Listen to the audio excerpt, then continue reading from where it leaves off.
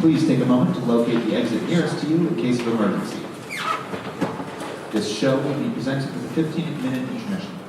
Thank you so much for coming, and we hope you enjoyed the show.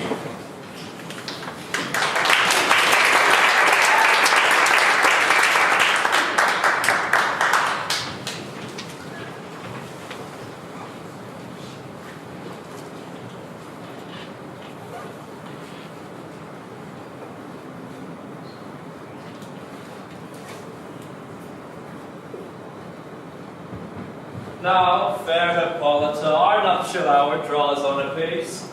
4 happy days bring in another moon, but oh, methinks how slow this old moon wanes. She lingers my desires like to a stepdame or a dowager, long withering out the young man's revenue. 4 days will quickly sleep themselves in night. 4 nights will quickly dream away the time. And then the moon, like to a silver bow new bent in heaven, shall behold the night of our celebrities. Go Philostrate, stir up the Athenian youth to merriments. Awake the pert and nimble spirit of mirth. Turn melancholy forth to funerals. The pale companion is not for our fall. Hippolyta, I wooed thee with my sword and won thy love doing the injuries, but I will wed thee in another key, with pomp, with triumph, and with revelry.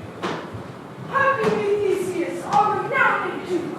Thanks, good Aegeus. What's the news with thee? Full of vexation come I, with complaints against my child, my daughter Hermia. Stand forth, Demetrius. My noble lord, this man hath my consent to marry her. Stand forth, Lysander. And, my gracious Duke, this man hath bewitched the bosom of my child. Thou, Lysander, thou hast given her rhymes and interchanged love tokens with my child. Thou hast by moonlight at her window sung with feigning voice versus feigning love, and stolen the impression of her fantasy, with bracelets of thy hair, rings, gauds, conceits, knacks, trifles, nosegays, sweet meats! Messengers of strong prevalent in unhardened youth. With cunning thou hast filched my daughter's heart, turned her obedience, which is due to me, to stubborn harshness.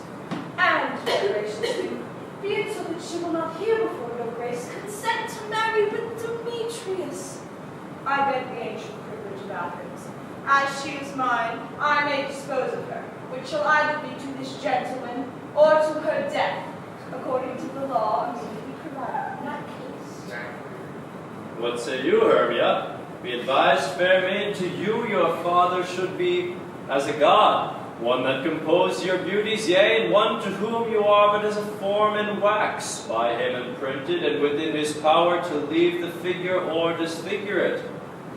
Demetrius is a worthy gentleman. So is Lysander. In himself he is, but in this kind, wanting your father's voice, the other must be held the worthier. I would my father looked but with my eyes. Rather, your eyes must with his judgment look. To entreat you, Grace, to pardon me. I know not by what power I am made bold, nor how it may concern me here in such presence to lead my thoughts. I beseech you, Grace, that I may know the worst that may befall me in this case. I refuse to wed Demetrius. Either to die the death, or to abjure forever the society of man. Therefore, Hermia, question your desires. Know of your youth, examine them. If you yield not to your father's choice, you can endure the livery of a nun. For I to be in shady cloister mute, to live a barren sister all your life, chanting faint hymns to the cold, fruitless moon. Thrice blessed they that master so their blood to undergo this maiden pilgrimage, but earthlier happy is the rose distilled than that which, withering on the virgin thorn, grows, lives, and dies in single blessedness. So will I grow, so live, so die, my lord, ere will I yield my virgin patent up unto his lordship, whose unwished yoke my soul consents not to give sovereignty. Take time to pause, and by the next new moon, the sealing day betwixt my love and me, for everlasting bond of fellowship, Upon that day, either prepare to die for disobedience to your father's will, or to wed Demetrius as he would, or on that is also to protest for austerity in single life. Relent, sweet Hermia. Lysander, yield thy grace and title to my certain right. Have her father's love, Demetrius. Let me have Hermia's. Do you marry him? Scornful Lysander, true, he hath my love, and what is mine, my love shall render him, and she is mine, and all my right of her I do stated to Demetrius. I am my lord as well derived as he is well possessed. My love is more than his. My fortunes every way is fairly ranked, if not with advantage as Demetrius, and which is more than all these boasts can be, I am beloved of beauteous Hermia. Why should not I then prosecute my right? Demetrius, I'll avouch it to his head, made love to Nadar's daughter, Helena, and won her soul. And she, sweet lady, dotes, devoutly dotes in idolatry upon this spotted and constant man. I must confess I have heard as much, and with Demetrius thought to have spoke thereof, but being overfull of self-affairs, my mind did lose it. But come, Demetrius, and Commodus, I have some private schooling for you both. As for you, fair Hermia, look you arm yourself to fit your fancies to your father's will, or else the law of Athens yields you up, which by no means we may extenuate, to death or to a vow of single life. Come, my Hippolyta, what cheer, my love? Demetrius and Aegeus, go along. I must employ you in some business against our nuptial, and confer with you of something nearly that concerns yourselves. With duty and desire, we follow you.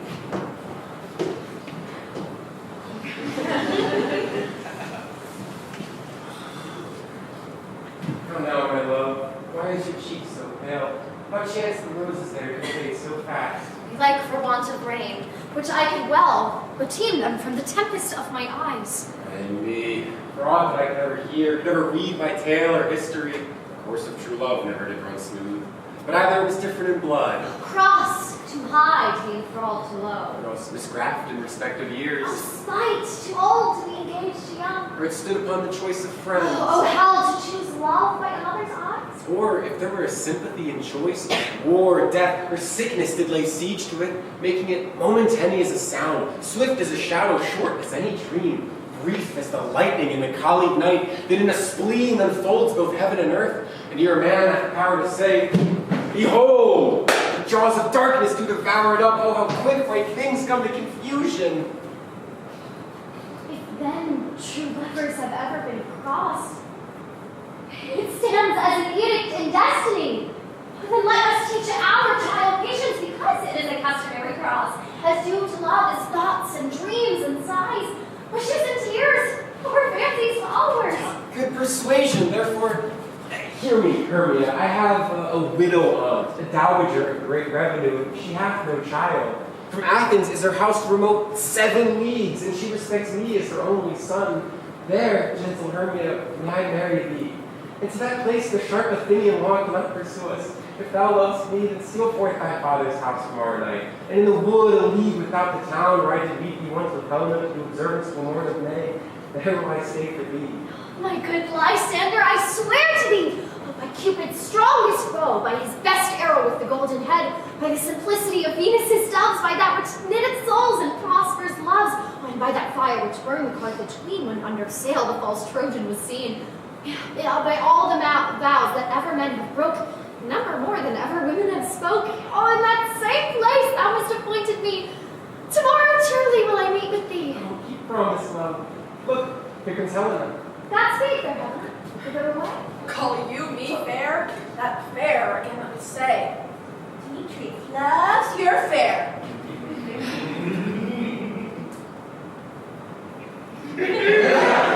Oh, happy fair. Your eyes are lodestars and your tongue sweet air. More tuneful than a lark to a shepherd's ear when the wheat is green and a hawthorn buds appear. Sickness is catching. Oh, favored so. Yours would I catch, fair Hermia, where I go. My ear should catch your voice, my eye your eye. My tongue should catch your tongue's sweet melody. The world mine, Demetrius, being mated, the rest I give to be you, translated. Oh, teach me how you look and with what art you sway the motion of Demetrius' heart. I frown upon him, yet he loves me still. But your frowns would teach my smile such skill. I give him curses, yet he gives me love. But my prayers in such affection move. The more I hate, the more he follows me. The more I love, the more he hateth me. Helena, his folly is no fault of mine. But your beauty, that fault were mine. Take comfort. No more shall see my face. Lysander and myself will fly this place. Before the time I did Lysander see, seemed Athens a paradise to me. Then what graces in my love do dwell, that he hath turned a heaven unto a hell. Helen, to your minds we will unfold. Tomorrow night when Phoebe doth behold her silver visage in the watery glass, decking with little pearl of bladed grass, a time that lovers flights off so concealed, Athens gates we have devised to steal. And in the woods where often you and I upon faint primrose beds were wont to lie, emptying our bosoms of their counsel sweet. There my Lysander and myself shall meet, and thence from Athens go to seek new friends and stranger companies. Farewell, sweet playfellow. Pray thou for us, and good luck grant thee thy Demetrius. Keep word, Lysander. We must starve our sight from lovers' food. Tomorrow, deep midnight. I will, my love. Helena, adieu. As you on him, Demetrius, don't on you. Oh, how happy some or other some may be. Without Athens, I am but as fair as she. But what of that? Demetrius thinks not so. He will not know but all but he do know, and as he errs doting on Hermia's eyes, so I admiring of his qualities. Things base and vile, hold you no wanting love can transpose the form and dignity. Love looks up with the eyes of the mind, and therefore his winged Cupid paints it blind. Nor hath love's mind any judgment taste, wings and no eyes figure unheed haste. And therefore love is said to be a child, because of choice he so often guile. As waggish boys and game themselves forswear, so the boy love is perjured everywhere. For ere Demetrius was on Hermia's eye, he hailed down oaths that he was only mine. And when this heat some hail from Hermia felt, so it dissolved, the shores of oath did melt. I will go tell him of fair Hermia's flight, and to the woods tomorrow night will he pursue her. And for this intelligence, my thanks is at your expense. But hear me I to enrich my pain to have a sight thither and back again.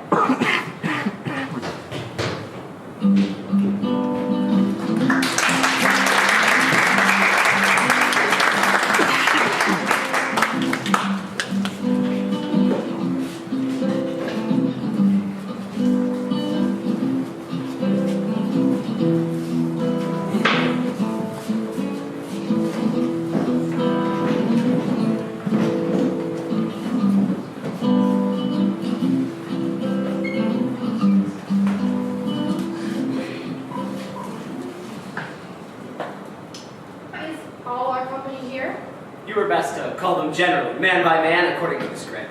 Here is the scroll of every man's name which is thought fit through all Athens to play in our interlude before the Duke and the Duchess on his wedding day at night. First, good Peter Quince, say what the play intrigues on, then name the actors and so grow to a point.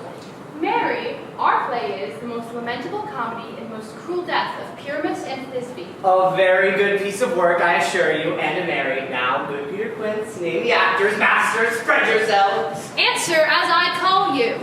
Nick Bottom the Weaver. Ready, name which part I am for and proceed. You, Nick Bottom, are set down for Pyramus. What is Pyramus, a lover or a tyrant? A lover that kills himself most gallant for love. That will ask some cheers in the true performing of it. If I do let them look to their eyes, I will move storms. I will condole in some measure. But my chief humor is a tyrant. I can play an Heracles rarely, or a part to tear a cat in, to make all passion. The raging rocks and shivering shocks shall break the locks at prison gates. And Phoebus' car shall shine from far, and make and mar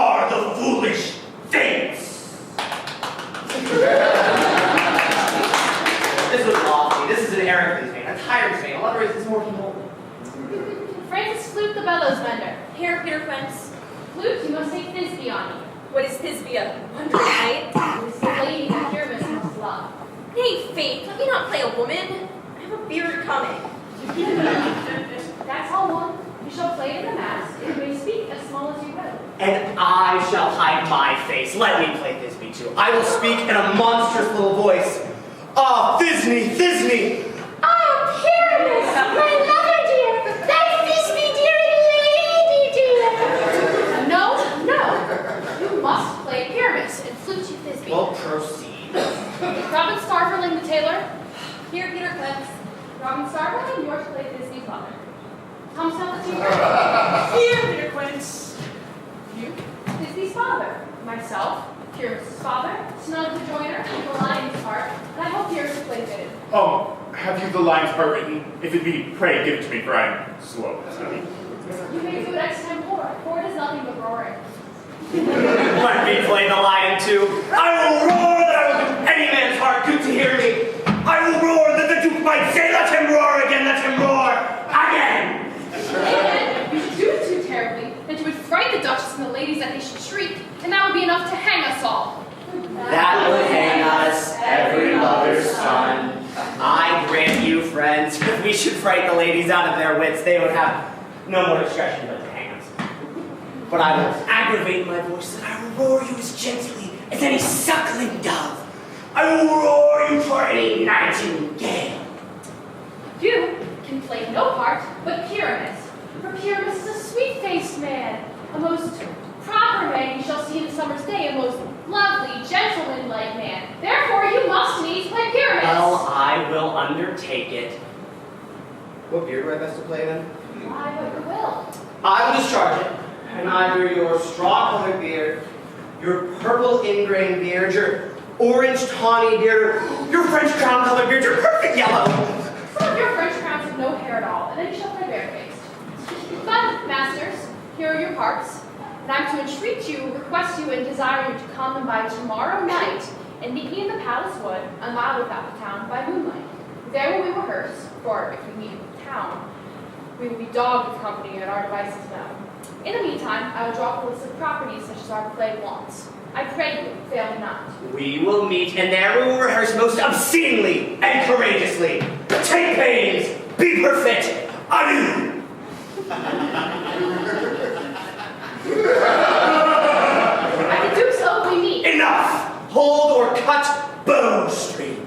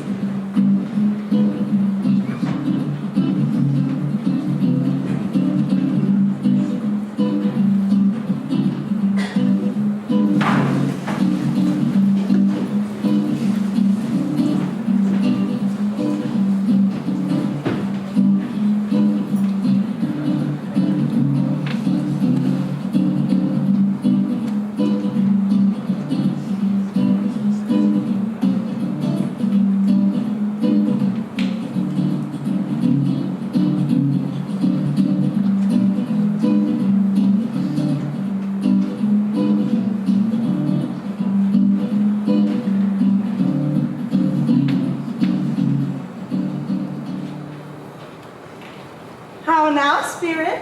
Whither wander you? Over hill, over dale, through a bush, through a briar, over park, over pale, through a flood, through a fire. I do wander everywhere, swifter than the moon's speed. And I serve the fairy queen, to do her orbs and the castles tall and countries be. In their gold coat spots you see, those be Ruby's fairy favors, and their freckles live her savors. I must go seek some dewdrops here, and hang a pearl on each castle's ear. Farewell, elf spirits, I'll be gone. The queen and her elves come here anon. The king doth keep his revels here tonight. Take heed, the queen come not within his sight. For Oberon is passing fell and wrath, because that she, as her attendant hath, a lovely boy stolen from Indian king. She never had jealous Oberon would have the child, might of his train to trace the forest wild. But she prefers to hold the beloved boy, crowns him with flowers, makes it all her joy. And now they never meet in grove or green by, fountain clear or spangled starlit sheen. But they do swear that all their elves for fear creep into acorn cups and hide them there. May I speak as she can? Or else you are that shrewd and naked sprite called Robin Goodfellow. Are you not he? That frights the maidens of the village, skim milk and sometimes labor in corn, and sometimes rootless make no barm, mislead night wanderers laughing at their harm? Those that hobgoblin call you and sweet pup you do their work, and they shall have good luck. Are you not he? Thou speakest right. I am that merry wanderer of the night. I jest to Oberon and make him smile, and I a fat and bean-fed horse beguile, neighing in the likeness of a filly foal, and sometimes lurk I in a gossip's bowl, in the very likeness of a roasted crab. And when she sips, against her lips I bob, and on her withered dewlap pour the ale. The wisest aunt, telling the saddest tale, sometimes for 3-foot stool mistaketh me. Then slip I from her bum, down topples she, and Taylor cries and falls into a cough. Then the whole choir hold their hips and laugh, and wax in their mirth, and neeze and swear. A merrier hour was never wasted there. But room fairy, here comes Oberon. And there my mistress would have forgot. Ill met by moonlight, proud Titania. What, jealous Oberon? Fair skip hence, I have forsworn his bed and come. Tarry, rash wanton, and not I thy lord. Then I must be thy lady. But I know when thou hast stolen away from fairyland, and in the shape of corn sat all day playing on pipes of corn and versing love to amorous good. Why art thou here, come from the farthest steeps of India? But that forsooth the bouncing Amazon, your buskin mistress and warrior love, to Theseus must be wedded, and you come and give their bed joy and prosperity. How couldst thou thus for shame, Titania, glance at my credit with Hippolyta, knowing I know of thy love to Theseus? Didst not thou lead him through the glittering night from Periguna, whom he ravished, and make him with fair Iglis break his faith with Ariadne and Antiopa? These are the forgeries of jealousy, and never, since the middle summer spring, that we on hill, dale, forest, or mead, by painted fountain or by rushing brook, or in the breaching margin of the sea to dance our ringlets to the whistling wind. But with thy brawls thou hast disturbed our sport. Therefore the winds, piping to us in vain, have sucked up from the sea contagious fogs which, falling in the land, have made every pelting river so proud that they have overborne their contents. The ox hath therefore stretched his yoke in vain. The plowman lost his sweat, and the green corn hath rotted ere his youth attained a beard. The fold stands empty in the drowned field, and the crows are fatted with the murried flock.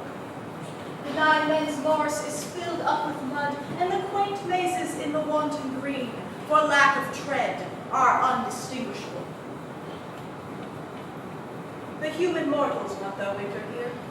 No night is now with him, or carol blessed. Therefore the moon, the governess of the floods, pale in her anger, washes all the air, that rheumatic diseases do abound. And through distemper we see the seasons alter.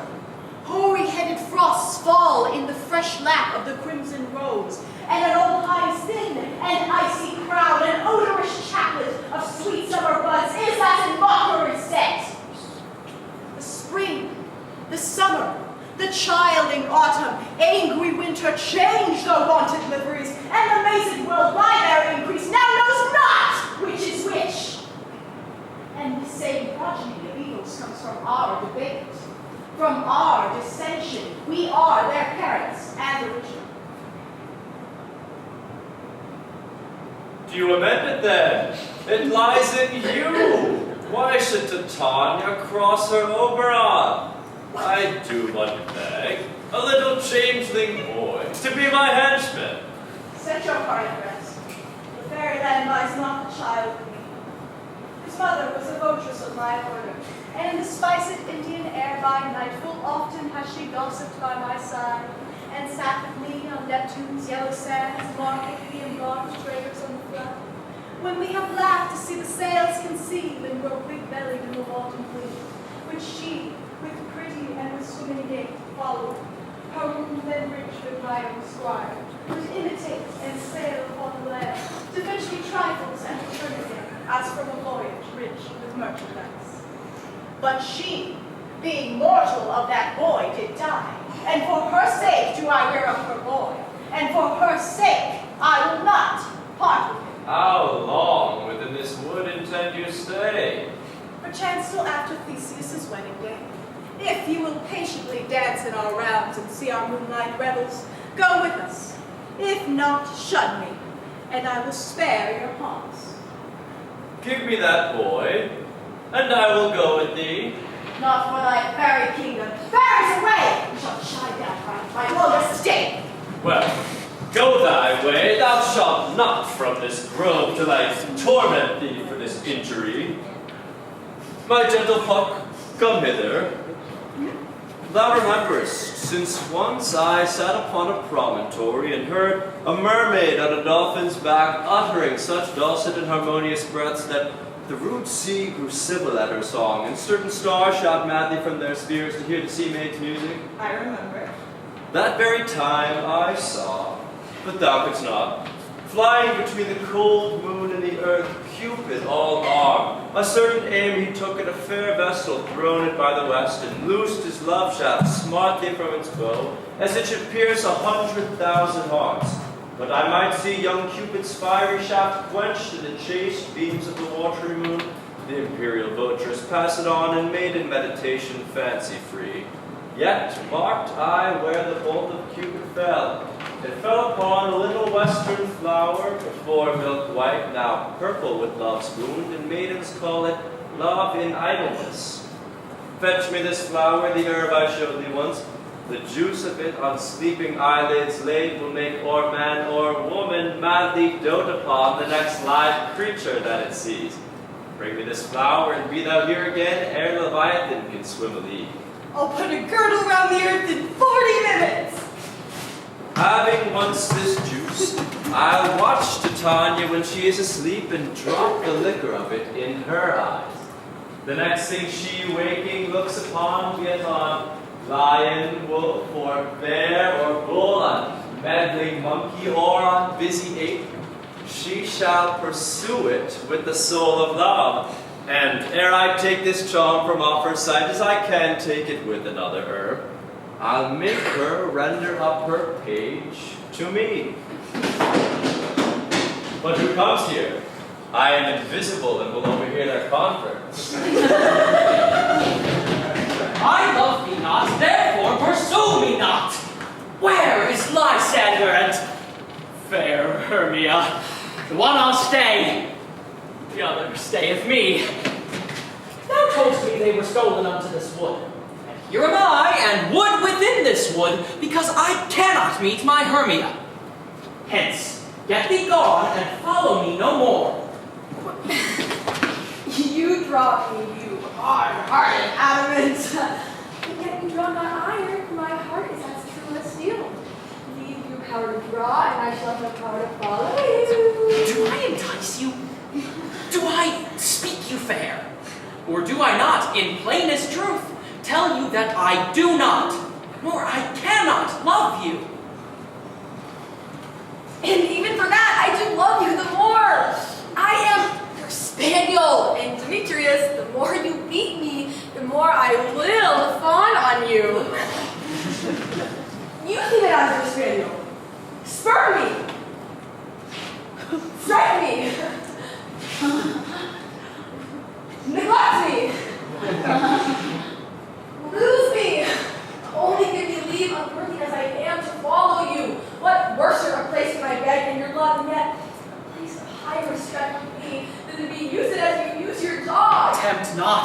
the hatred of my spirit. For I am sick when I do look on thee. And I am sick when I look not on you. Do impeach your modesty too much, to leave the city and commit yourself into the hands of one that loves you not, to trust the opportunity of night and the ill counsel of a desert place with the rich worth of your virginity. Your virtue is my privilege. For it is not night when I do see your face, therefore I think I am not in the night, nor doth this wood-black world accompany for you in my respect are all the world. Then how can it be said I am alone when all the world is here to look on me? I'll run from thee, and hide thee in the brakes, and leave thee to the mercy of wild beasts. The wildest hath not such a heart as you. Run when you will, the story shall be changed. Apollo flies, Daphne holds the chase. The dove pursues the griffin. The wild hind makes speed to catch the tiger. Will this be the cowardice pursues its hour fly? I will not stay thy questions. Let me go. Or, if thou follow me, do not believe but I will do thee mischief in the wood. I, in the temple, in the town, the field, you do me mischief. Fine, Demetrius. You're wrong to set a scandal on my sex. We cannot fight for love as men may do. We should be wooed or not made to woo.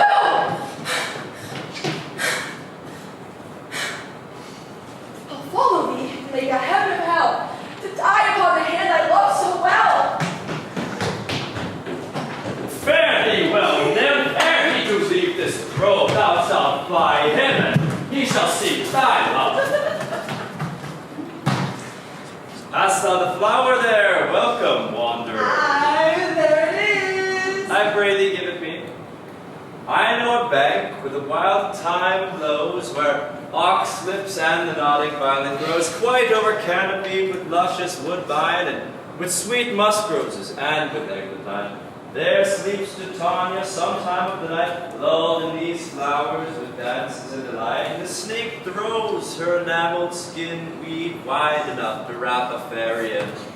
And with the juice of this, I'll streak her eyes and make her full of hateful fantasies. Takest thou some of this, and see through this grove, a sweet Athenian lady is in love with a disdainful youth. Anoint his eyes, but do it when the next thing that he espies may be the lady. Thou shalt know him by the Athenian garments he hath on, effected with some care, that he may prove more fond on her than she upon her love. And look thou meet me ere the first cock crow. Fear not, my lord, your servant shall do so.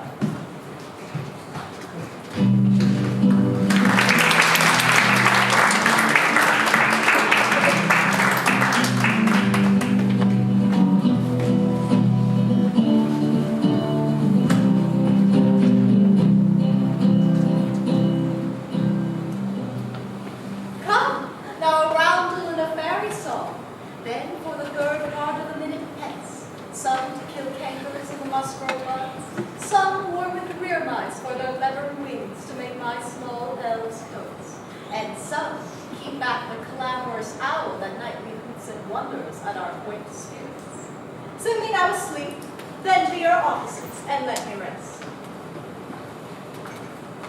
You swan, its legs with autumn, forty hedgehogs be not seen, newts and blind birds to no wrong. Come not near our fairy queen, Philomel with melody, singing our sweet lullaby. La la la la la la la la la la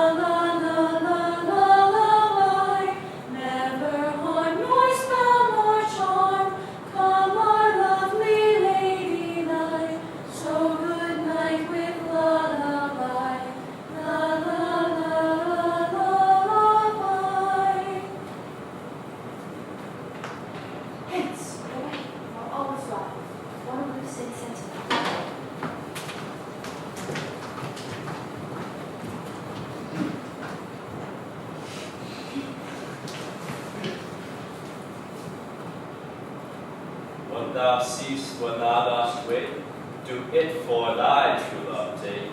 Love and languish for his sake, be it ounce or cat or bear, pard or boar with bristled hair. In thy eye that shall appear when thou wakes, it is thy dear. Wake when some vile thing is near.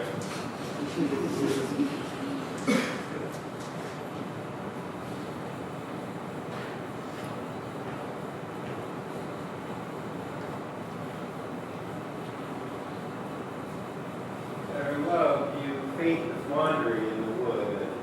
To speak troth, I forgot our way. We'll rest us, Hermia, if we can be good and carry for the comfort of the day. Be it so, Lysander. Find you out of bed, for I upon this bank will rest my head. One turf shall serve as pillow for us both. One bed, one heart, two bosoms and one trough. Nay, good Lysander. For my sake, my dear, lie further off yet. Do not lie so near. Oh, take the sense, sweet of my innocence. Love takes the meaning in love's conference. I mean that my heart into yours is knit, so that but one heart can be knit with it. Two bosoms interchained with an oath, so then two bosoms in a single trough. Then by your side, no bedroom we deny. For lying so, Hermia, I do not lie. Lysander riddles very prettily. Now much beshrew my manners and my pride if Hermia meant to say Lysander lied. But, gentle friend, for love and courtesy lie further off in human modesty. Such separation, as may well be said, becomes a virtuous bachelor and maid. So, far be distant, and good night, sweet friend. Thy love ne'er alter to thy sweet life end. Amen, amen, to that fair prayer say I. And so in life when I end loyalty. Here is my bed, sleep give thee all his rest. With half that wish, the wisher's eyes be rest. Through the forest I have gone, but Athenian found I none, on whose eyes I might approve this flower's force and stirring love.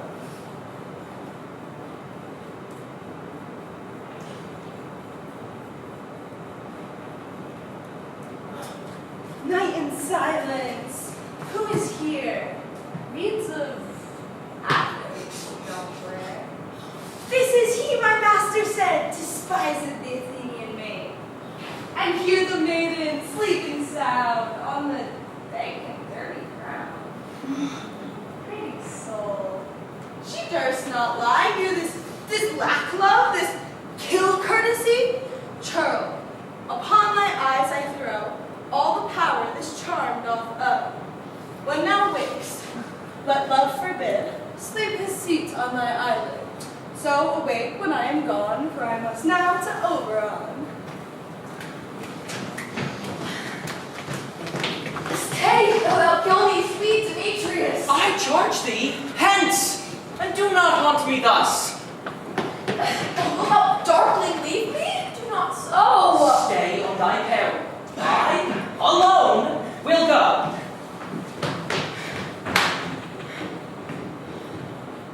Oh, I am out of breath in this fond chase. The more my prayer, the lesser is my grace. Happy is Hermia wheresoever she lies, for she hath blessed and attractive eyes. How came her eyes so bright? Not with salt tears. If so, my eyes are oftener washed than hers. No, I am as ugly as a bear, for beasts that meet me do run away for fear. Therefore, no marvel Demetrius do as a monster fly my presence thus. What wicked and dissembling glass of mine make me compare with Hermia's fiery eye? But who is here? Lysander? On the ground, dead or asleep? I see no blood, no wounds. Lysander, if you live, good sir, awake. And run through fire I will with thy sweet sin. Transparent Helena, nature shows art that through thy bosom makes me see thy heart. Where is Demetrius? Oh, how fit a word is that vile name to perish on my sword. Do not say so, Lysander, say not so. What though he loved your Hermia, Lord, what though? Yet Hermia still loves you, and be content. Content? With Hermia? No. I do repent the tea tedious minutes I with her I said, not Hermia, but Helena I love. Who would not change a raven for a dove? Things growing are not ripe until their season, so I, being young, till now ripe not to reason. And touching on the point of human skill, reason becomes the marshal to my will, and leads me to your eyes, where I o'erlook love's stories written in love's richest book. And wherefore was I this keen mockery for? When at your hands did I deserve this scorn? Is it not enough? Is it not enough, young man, that I did never know nor never can deserve sweet looks from Demetrius' eye? You must flout my insufficiency? Good troth, you do me wrong, good sooth you do. In such disdainful manner for me to woo it fairly well.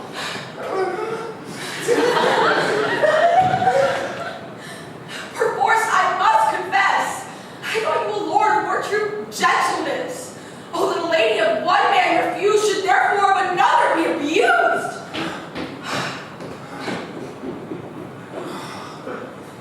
She sees not Hermia. Hermia, sleep thou there. Never mayst thou come my sander near. For is the surfeit of the sweetest things that deepest loathing to the stomach brings, or is the heresies that men do leave our hated most of those they do deceive? So thou, my surfeit and my heresy, of all they hated, the most of me.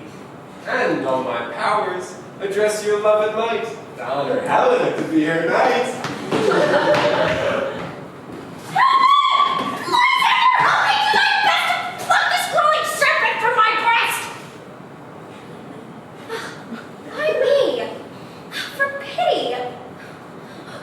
Dream was here, Lysander. Look how I do quake with fear.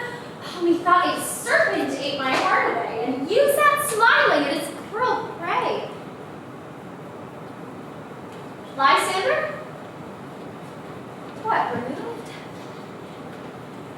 Lysander? Lord? What, out of hearing? No sound? No word? Alack, where are you? Speak, and if you hear, speak of all loves I swoon almost with fear. No? Then I well perceive you are not nigh. Either death or you I'll find immediately.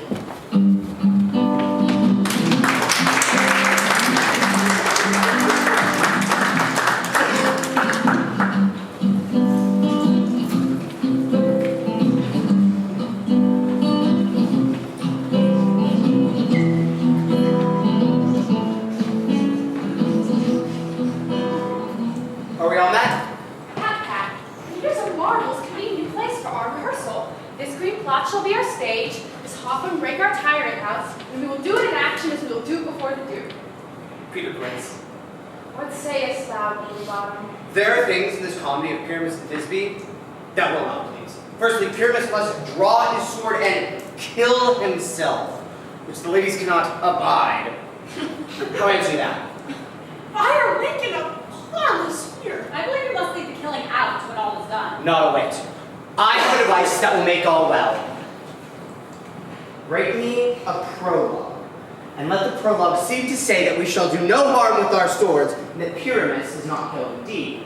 And, for the more better assurance, tell them that I, Pyramus, am not Pyramus, but Bottom the Weaver. This will put them out of fear. Well, we will have such a prologue, and it will be written in 8 and 6. No, make it 2 more. Let it be written in 8 and 8. Will not the ladies be afeard the lion? I fear it, I promise you. Masters, you ought to contend with yourselves to bring in. God shield us. A lion among the ladies is a most dreadful thing, for there is one more fearful wildfowl than your lion living, and we ought to look to it. Therefore, another prologue must tell he is not a lion. Nay. You must name his name and let half his face hang through the lion's neck, and he is to speak through, or to the same effect. Ladies, fair ladies, I would wish you, or I would request you, I would entreat you, not to tremble, not to fear. My life for yours, if you think I come hither as a lion, 'twere a pity on my life. I am no such thing. I am a man, as other men are. And then you are to name your name and speak plainly that you are Snub the Joiner. Well, it shall be so. But there is two hard things. That is, to bring the moonlight into a chamber, for, as you know, Pyramus and Thisbe eat by moonlight. Doth the moon shine that night that we play our play? A calendar. Look in the almanac. Find out moonshine. Find out moonshine.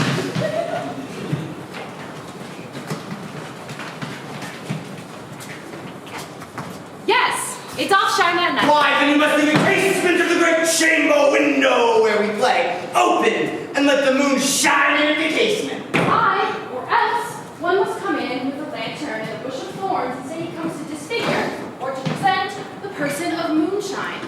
Then there is another thing. We must have a wall in the great chamber, for Pyramus and Thisbe says the story and talk through the chink of a wall. You never get a wall. What say you, Donna? Some man or other must present wall. And let him have some plaster, or some loam, or some rock cast about him to signify wall. Let him hold his fingers thus. Through that chink will Pyramus and Thisbe whisper. If that may be, then all is well. Come, sit down, every mother's son, and rehearse your parts. Pyramus, you begin. When you've spoken your speech, enter into that break, and so everyone according to his cue. What? Hempen homespuns of we swaggering here, so near the cradle of the fairy queen? What? A play tour? I'll be an auditor, an actor too, perhaps, if I see cause. Pyramus, speak. Thisbe some word. Thisbe, the flowers of Odia savor sweet. Odors. Odors. Odors savor sweet. And so hast thy breath, my dearest Thisbe dear. But hark, a voice. Stay thou but here a while, and by I will appear to thee. A stranger, Pyramus, that e'er played here.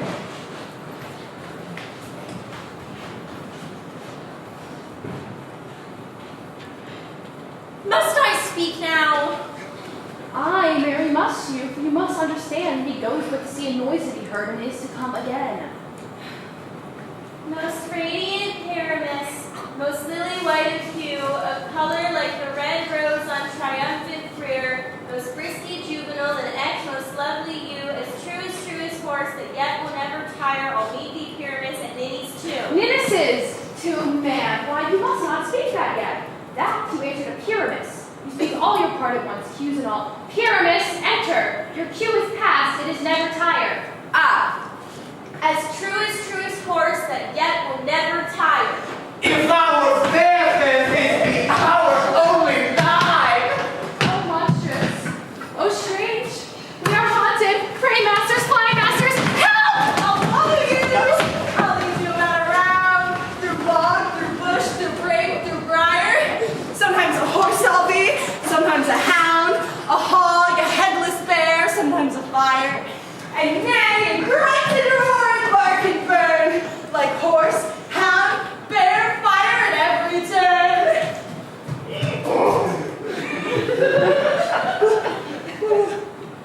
But did they run away? This is a knavery of them to make me a fear.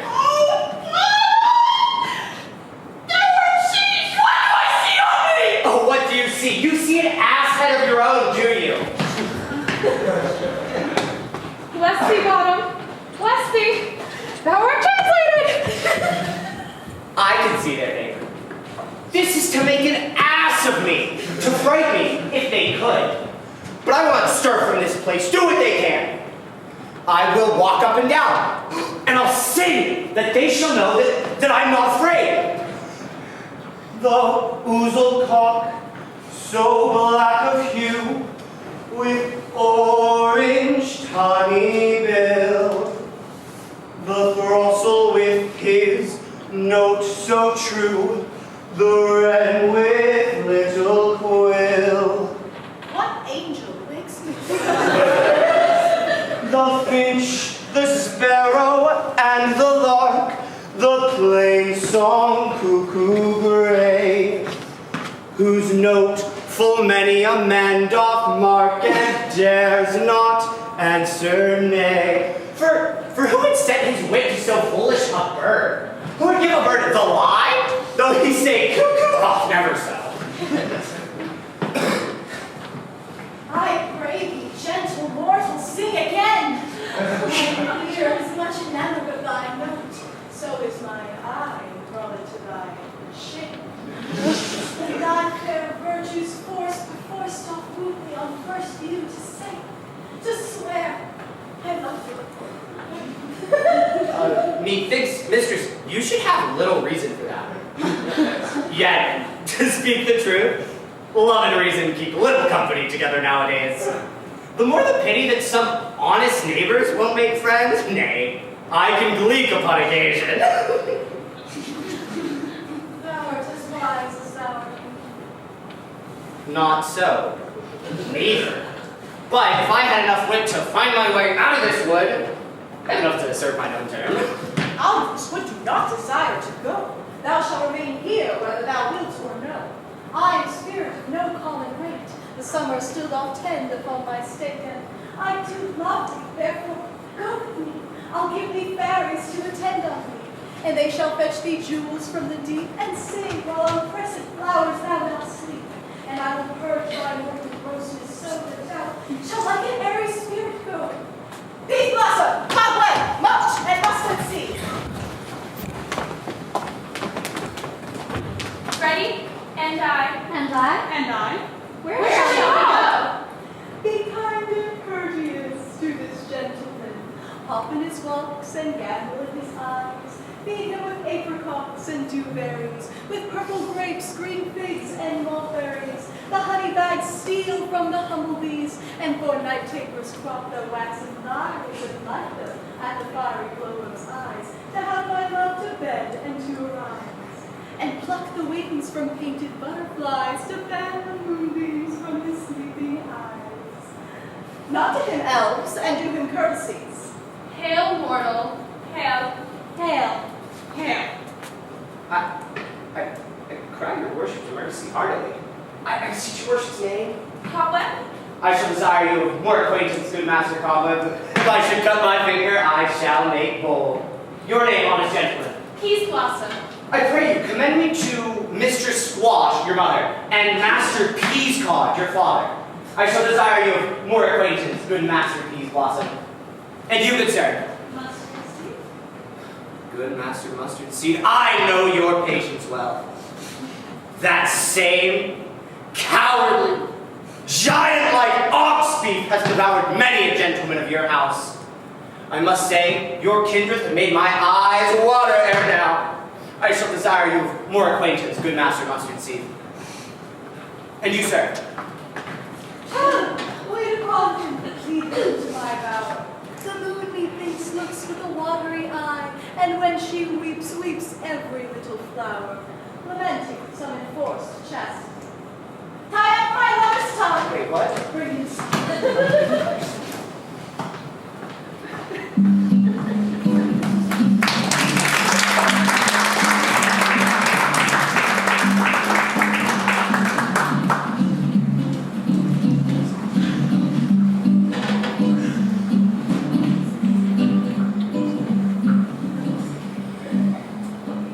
I wonder if Titania be awake.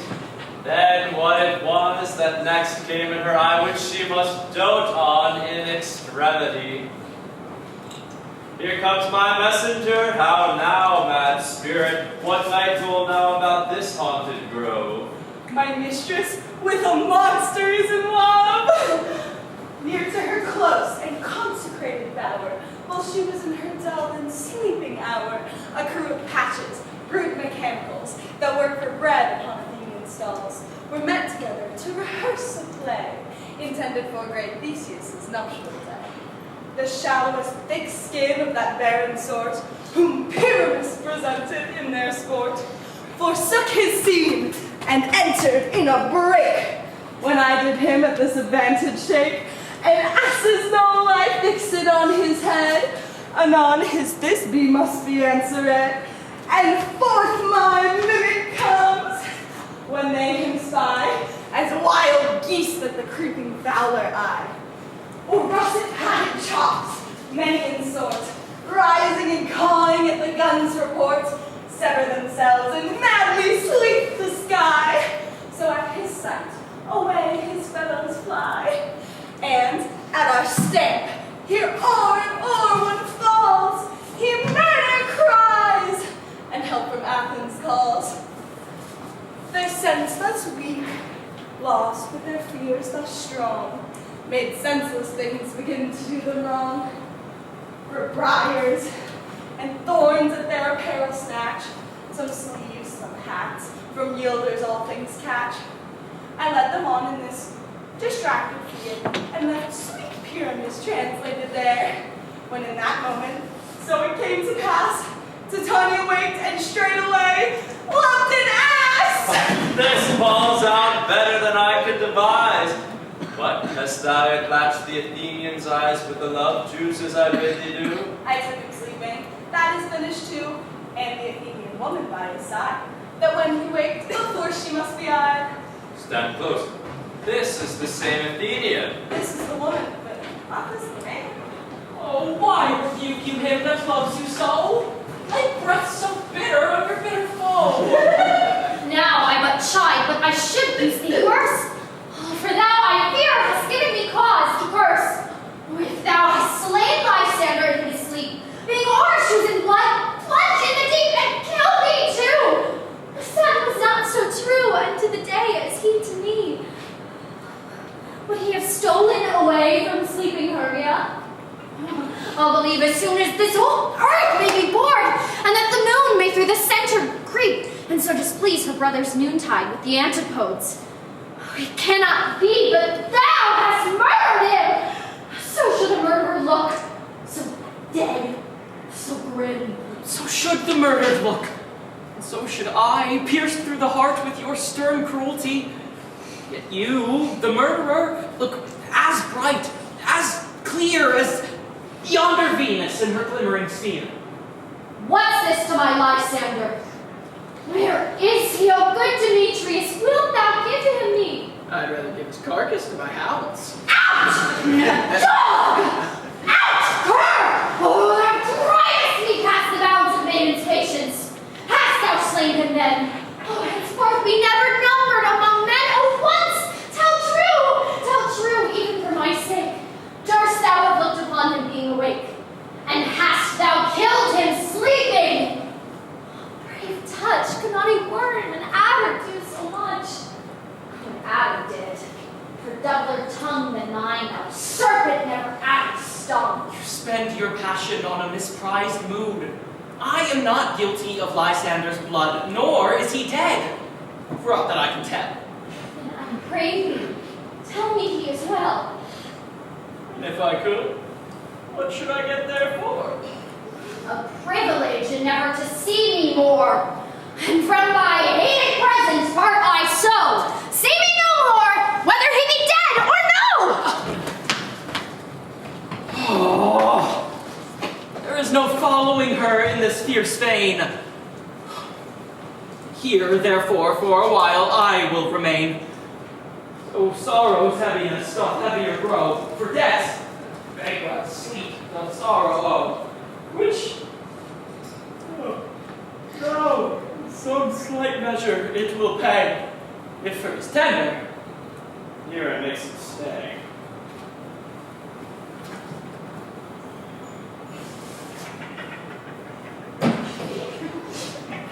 What hast thou done? Thou hast mistaken quite, and laid the love juice on some true love's sight. Of thy misprision must perforce ensue some true love turned, and not a false turn true.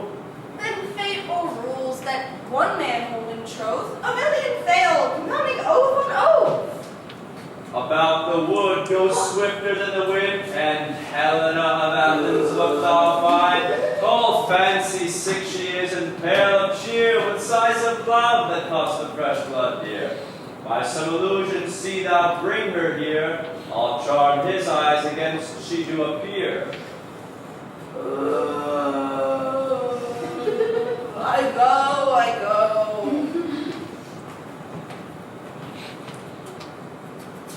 Look how I go. Swifter than arrow from Tartar's bow.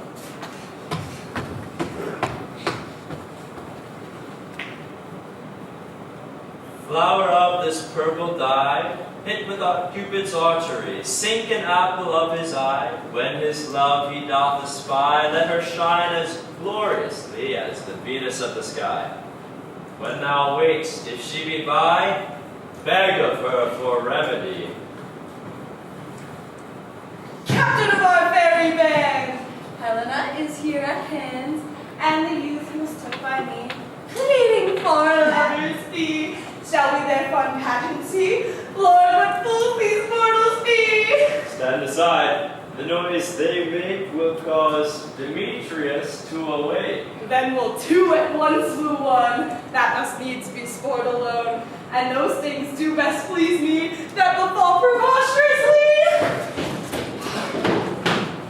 I should think that I should woman scorn at the vision never come in tears. Look, when I vow, I weep, and vow so born in their nativity of truth appears.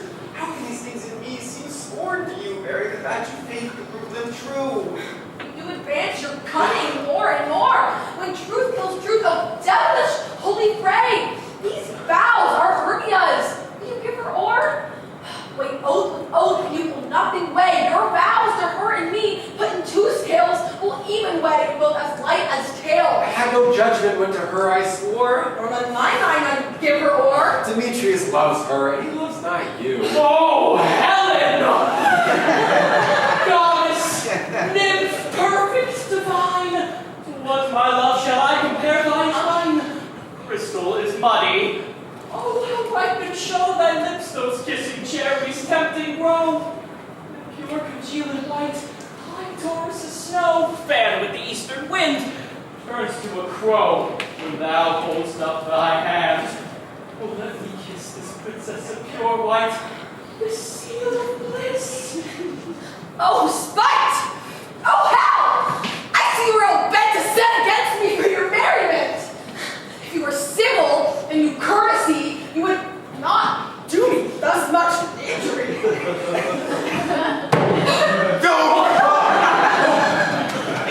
Can you not hate me as I know you do? You must join in souls to mock me too. If you were men as you were men in show, you would not use a gentle lady so. To bow and swear and supergraze my parts, when I am sure you hate me with your hearts. You are both rivals in love, Hermia, and now both rivals to mock Helena. A trim exploit, a manly enterprise, to conjure up tears in a poor maid's eyes with your derision. None of noble sort would so offend a virgin and extort a poor soul's patience all to make you sport. You are unkind, Demetrius, be not so. For you love Hermia, this you know I know. And here, with all goodwill, with all my heart, in Hermia's love, I yield you up my part, and yours of Helen to me bequeath, whom I do love and will do till my death. Never did mockers waste more idle breath. Lysander, keep thy Hermia. I will none. If e'er I loved her, all that love is gone. My heart to her, but as guest-wise sojourned. And now, to Helen is it home returned, there to remain. Helen, it is not so. Disparage not the faith thou dost not know, lest to thy peril thou will buy it dear.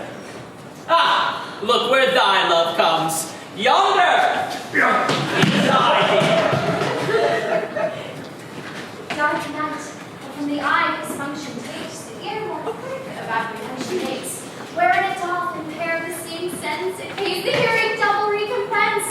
Were it not by mine eye, Lysander, found mine ear, I would think had brought me to thy sound. But why unkindly didst thou leave me so? Why should he stay when love doth press to go?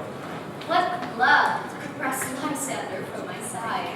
Lysander's love, that would not let him bide. Fair Helena, who more yields the night than all yon fiery O's and eyes of light. Why seekest thou me? Could not this make thee know the hate I bear thee and relieve thee so? You speak not as you think. It cannot not be.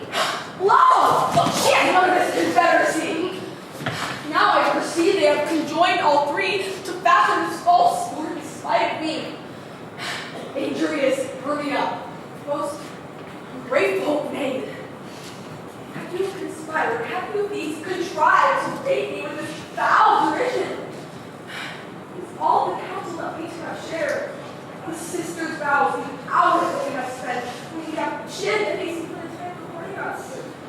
Almost all forgot. All school days, friendship, childhood innocence.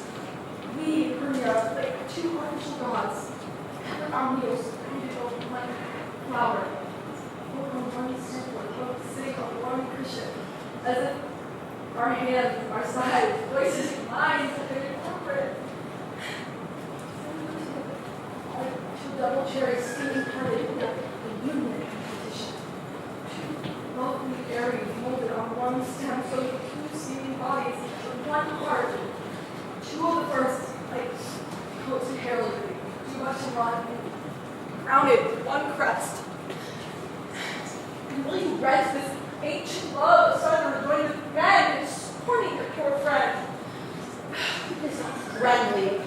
It is not maidenly, or sex as well as I may chide you for, though I alone feel the injury. I am amazed at your words. I scorn you not. It seems that you scorn me. Have you not said Lysander I'm sworn to follow me and praise my eyes and face? And your other love, Demetrius, who even but now can spur me with his foot, to call me goddess, nymph, rare, divine, precious, celestial. Wherefore he speaks as to her he hates. Wherefore doth Lysander deny your love so rich within his soul, and tender me for sin perfection, but by setting on my impaired consent? What? Would not be so embraced as you, so hung upon with love, but miserable most to be unloved. This you should pity rather than despise. I understand not what you mean by this. I do! Persever counterfeit looks! Make mouths upon me when I turn my back! Wink at each other and hold the sweet jest up! This sport, well carried, shall be chronicled! If you get a hating race from men, do not make me such an argument! But fare ye well, 'tis partly my own fault, which death on absent soon shall remedy. Stay, gentle Helen, I hear my excuse, my love, my life, my soul, fair Helen. Oh, excellent! Sweet, do not scorn her so. If she cannot entreat, I can, compel. Thou canst compel no more than she entreat. Thy threats have no more strength than her weak prayers. Helen, I love thee, by my life I do. I swear by that which I will lose to thee to prove falseness as I love thee not. I say I love thee more than he can do. Then withdraw and prove it too. Quick, come. Lysander, where to tend all this? The wave stump. No, he'll seem to break loose. Take on as you would follow, but yet come not. You are a tame man.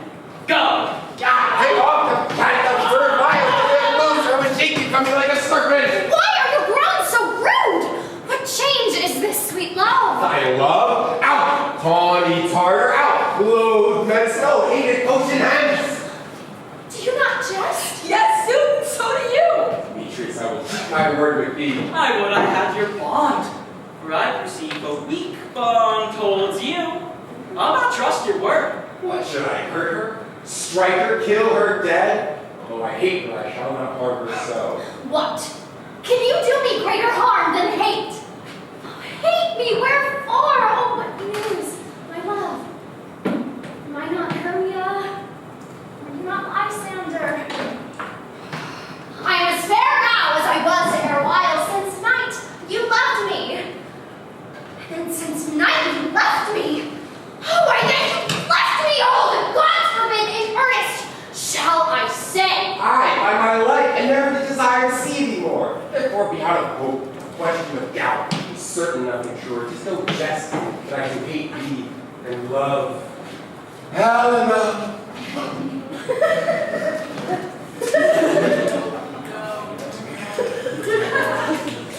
You, juggler, you caper blossom, all you think of love. What? Have you come by night and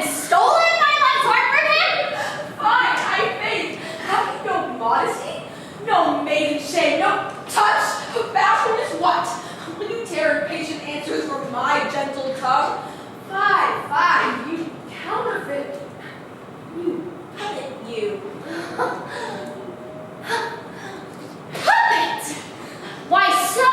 And that way goes the game. Now I perceive she hath made compare between our statures, and with her personage, her tall personage, her height forsooth, she hath prevailed with him. And are you grown so high in his esteem because I am so dwarfish and so low? How low am I, thou painted maypole? Speak! How low am I? But I'm not yet so low that the green ass cannot reach into my Bring it on! Let her not hurt me! I was never cursed! I am no gifted all in truishness! Let her not strike me! I am a right maid for my cowardice! You may perhaps think that because she's something lower than myself, that I can match her. lower heart again? Good, Hermia. Do not be so bitter with me. I evermore did love you, Hermia. Did ever keep your counsel, never wronged you. Save that in love unto Demetrius, I told him of your stealth into this world. He followed you. For love, I followed him. But he hath chid me hence, and threatened me, to strike me, spur me, nay, to kill me too. So you will let me quiet go. To Athens will I bear my folly back and follow you no further. Let me go. You see how simple and fond I am. Why, get you gone. Who is it that hinders you? A foolish heart that I leave here behind. What, a bystander? Demetrius. I'm afraid, Helena, she shall not harm thee. No, sir, She shall not. though you take her part. Oh! She is angry. She is mean. It's rude. She was a vixen when she was in school. And though she can be but little, she is fierce. Little! Again, nothing but low and little, and why will you suffer her to flout me thus? Let me come to her! Get you gone, you dwarf, you minimus of hindering not grass maid, you bead, you acorn, you... You are too officious in your behalf that scorns her services. Let her alone. Speak not of Helen, take not her part. For if thou dost intend never so little show of love to her, thou shalt abide it. Now she holds me not. Now follow, if thou darest, to try who's right, if thine your mind is most in Helena. Follow? Yeah. Nay, I'll go with thee, cheek by jowl.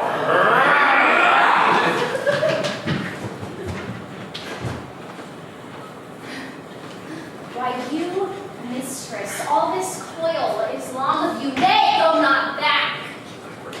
I will not trust you. I no longer stay in your cursed company. Your hands and mine may be harder for a friend. But mine legs no longer though. Turn away.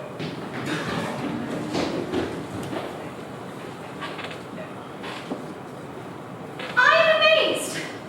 I know not what to say.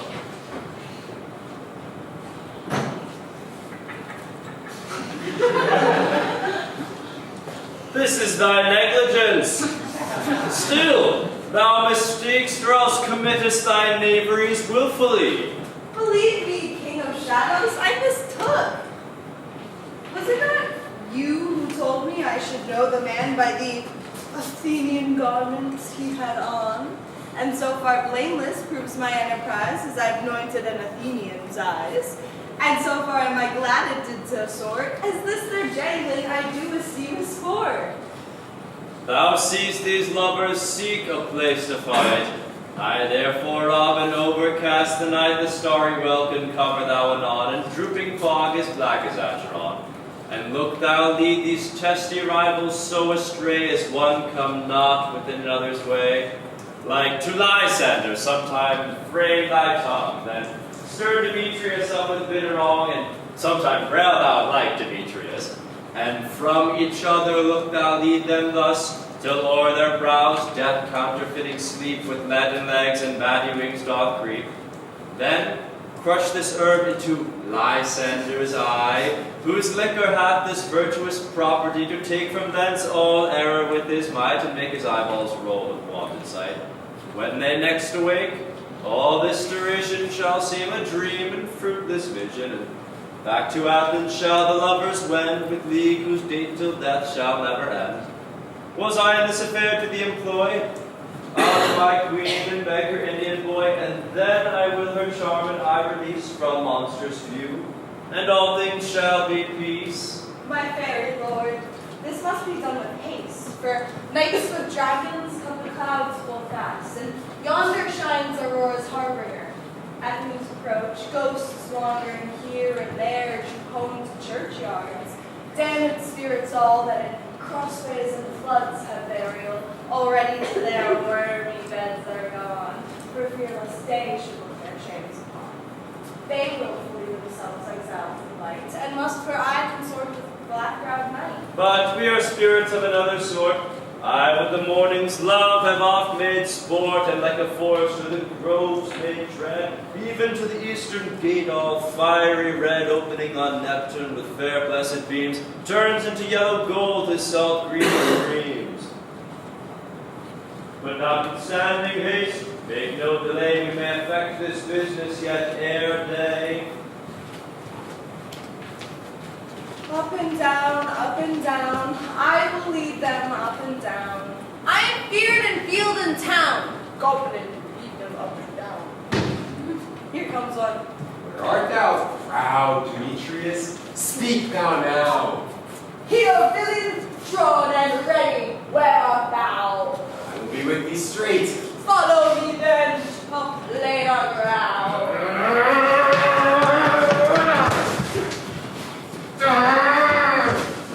Lysander, speak again! Thou runaway, thou coward! Art thou fled? Speak! In some bush! Where dost thou hide thy head? Thou coward! Art thou bragging to the stars, telling the bushes that thou look'st for wars, and wilt thou come? Come, recreant! Come now, child! I'll whip thee with a rod. Here's defiled that draws a sword on thee. Hey, art thou there? Follow my voice. We'll try no manhood here.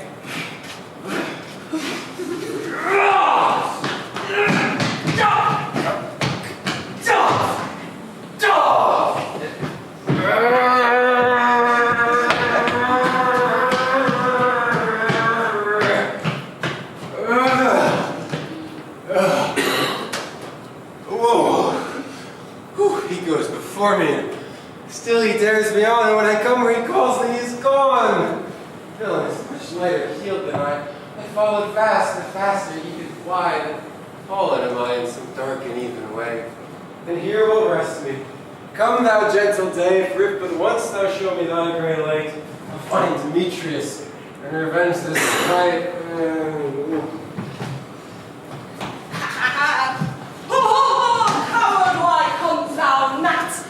Abide me, if thou darest.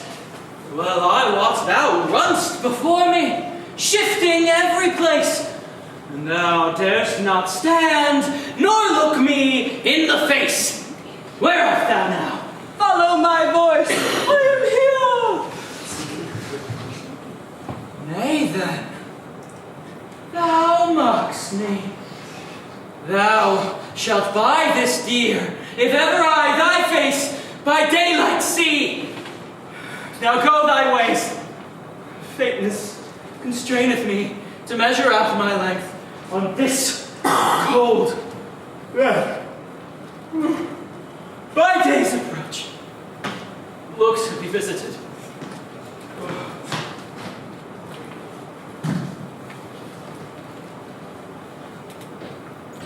Oh, weary night, a long and tedious night. Night, thy hours, shine, comfort from the east that I may back to Athens by daylight from these that my poor company detest. Sleep that sometimes shuts up sorrow's eye. Sleep a while, my no company.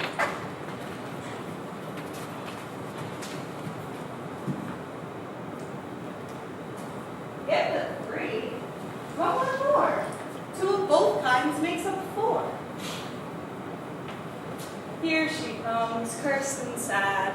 Cupid is a knavish lad, thus to make poor females mad.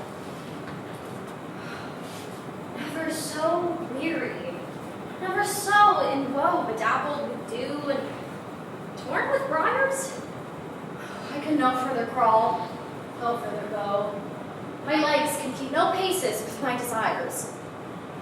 Here will I rest until the break of day. Heaven shield my standard in a fray. On the ground, sleep sound, I'll apply to your eye.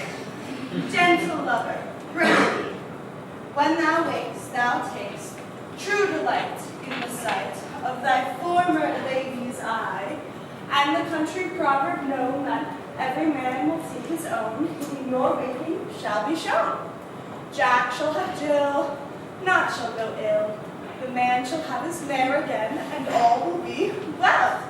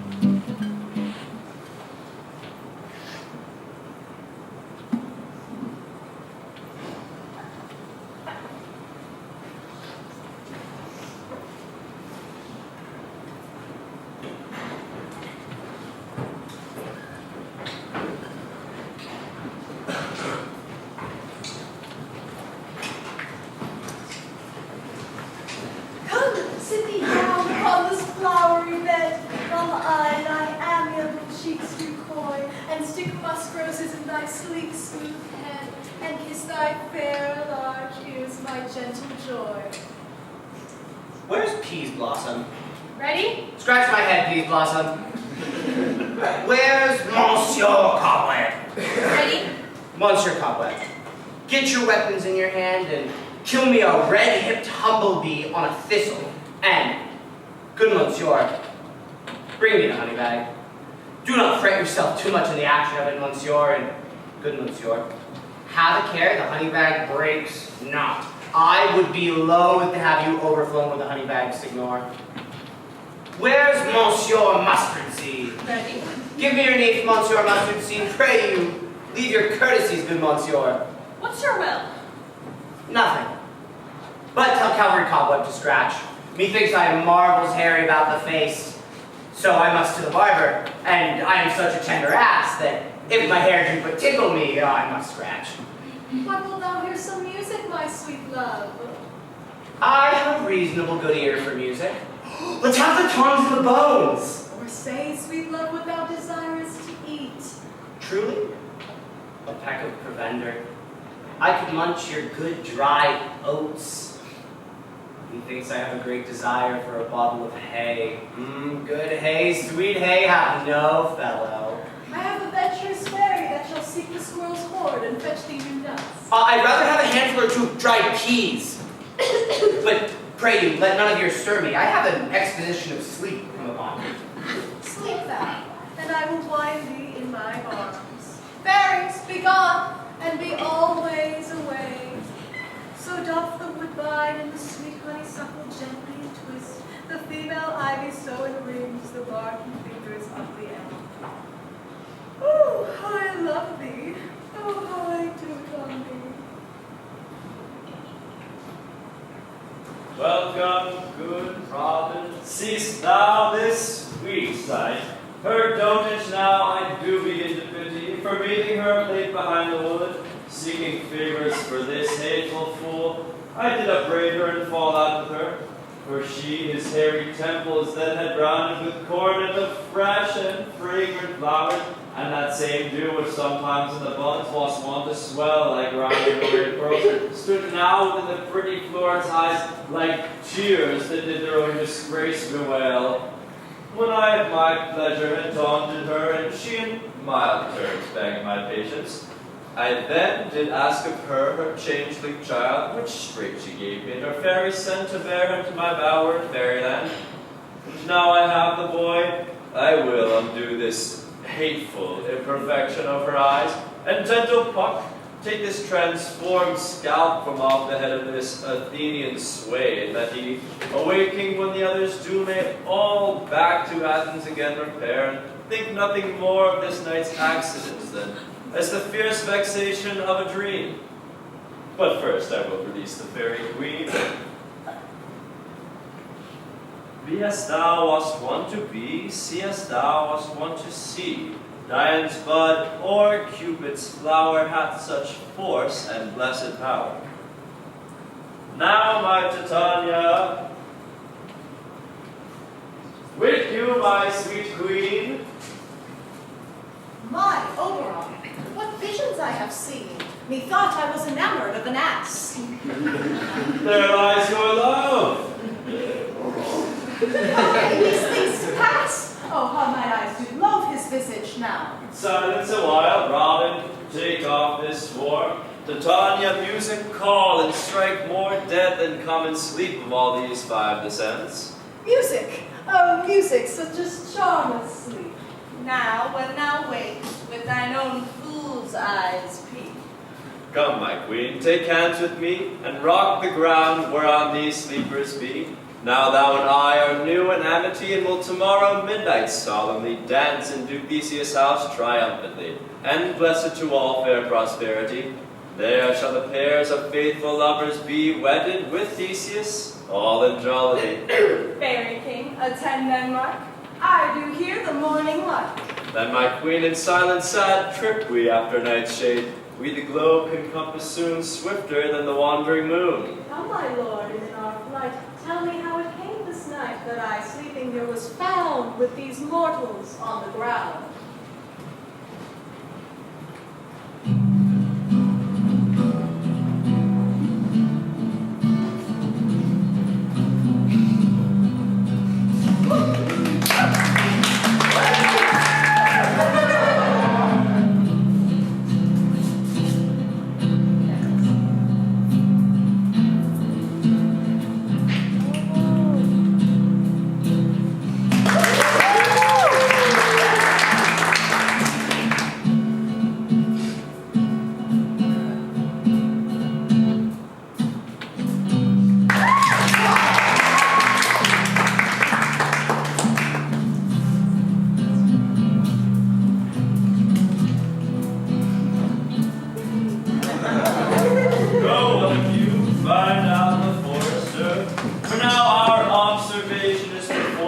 Since we have the bower of the day, my love shall hear the music of my hounds. Uncouple in the western valley, let them go. Dispatch, I say, and find the forester. We will fair queen up to the mountain's top and mark the musical confusion of hounds and echo in conjunction. I was with Hercules and Cadmus once, when in the wood of Crete they laid the bear of hounds of Sparta. Never did I hear such gallant shining, for besides the groves, the skies, the fountains, every region near, see no unusual cry. I never heard so musical a discord, such sweet a thunder. My hounds are bred out of the Spartan kind, so flued, so sanded, and their heads are hung with ears that sweep away the morning dew, crook-kneed and dew-lapped. Like the Thessalian bulls, slow in pursuit, but matched in mouth like bells, each under each a cry more tunable, was never hold tuned nor cheered with horn in Crete and Sparta, nor in Thessaly. Judge when you hear. But soft, what nymphs are these? My lord, this is my daughter, Hughes. This Lysander is, this Demetrius is, and this Helena, old Nidar's Helena. I wonder of their being here together. No doubt. They rose up early to observe the rite of May, and hearing of our intent, came here in grace of our solemnity. But speak, Aegeus, is not this the day that Hermia was to give answer of her choice? It is, my lord. Go, bid the huntsmen wake them with their horns. Good morrow, friends. St. Valentine is past. Begin these wood birds but to couple now. Pardon, my lord. I pray you all stand up. I know you too are rival enemies. How comes this gentle concord in the world that hatred is so far from jealousy as to sleep by hate and fear no enmity? My lord, I shall reply amazedly, half asleep, half waking. But as yet I swear I cannot truly say how I came here. But as I think, for truly I was speaking, now I do bethink me, so it is. I came with Hermia hither. Our intent was to be gone from Athens, where we might, without the peril of the Athenian law. Enough! Enough! My lord, you have enough! I beg the law upon his head. They would have stolen away. They would, Demetrius, thereby to have defeated you and me. You of your wife, and me of my consent, for my consent that she should be your wife. My lord, fair Helen told me of their stealth, of this their purpose hither to this wood, and I in fury followed them, fair Helena in fancy following me. But, my good lord, I wot not by what power, but by some power it is. My love to Hermia, melted as the snow, seems to me now but as the remembrance of an idol god which in my childhood I did dote upon. And all the faith, the virtue of my heart, the object and the pleasure of mine eye, is only Helen. To her, my lord, was I betrothed ere I saw Hermia. Like a sickness, did I loathe this food. But, as in health, come to my natural taste, now I do wish it, love it, long for it, and will forevermore be true to it. Fair lovers, you are fortunately met of this discourse. We will hear anon. Aegeus, I will overbear your will, for in the temple with us, by and by, these couples shall be eternally knit. And for now the morning is something worn, our purposed hunting shall be set aside. Away with us to Athens, 3 and 3, we'll hold a feast in great solemnity. Come, Hippolyta.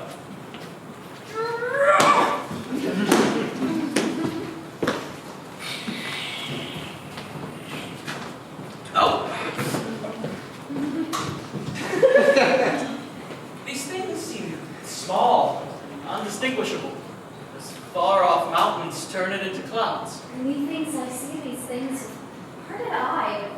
Everything seems double. So methinks I have found Demetrius like a jewel, mine own and not mine own.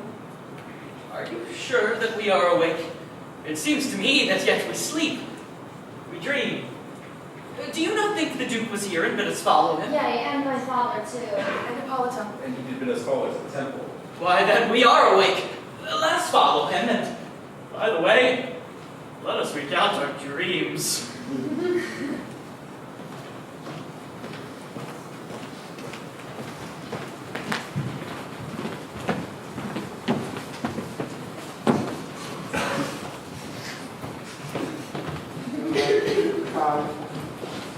Call me, and I'll answer. My next is most fair Pyramus.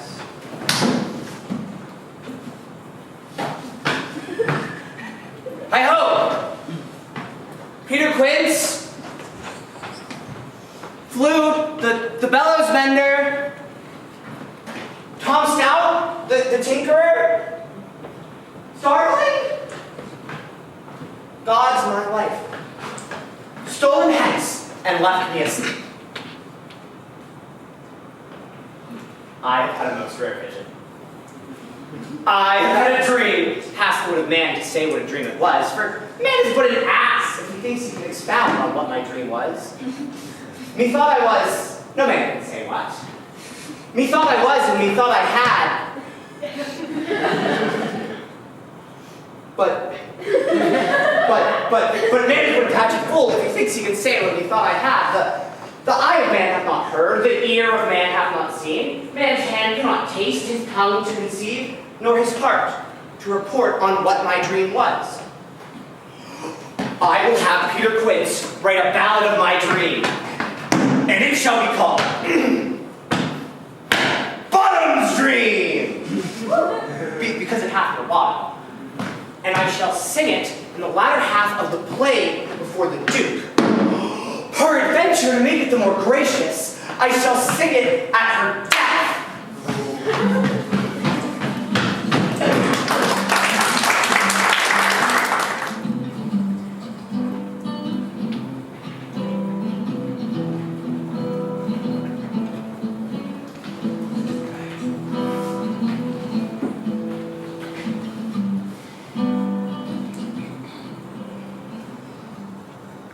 Have you sent to Bottom's house? Has he come home yet? He cannot be heard of. Out of doubt, he is transported. If he comes not, then the play is marred. It goes not forward, doth it? It is not possible. You have not a man in all Athens able to discharge Pyramus, but he. No, he hath simply the best wit of any handcraftsman in Athens. Yea, and the best person too. And he's a very paramour for a sweet voice. You must say paragon. Paramour is, God bless us, to think not. Masters! Masters!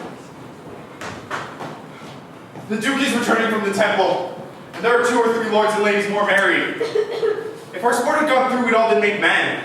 Ho, sweet bully Bottom. Thus hath he lost out on 6 pence a day during his life. He could not have escaped 6 pence a day, and had the Duke not given him 6 pence a day for playing Pyramus, all be hanged. He would have deserved it. 6 pence a day in Pyramus, or nothing.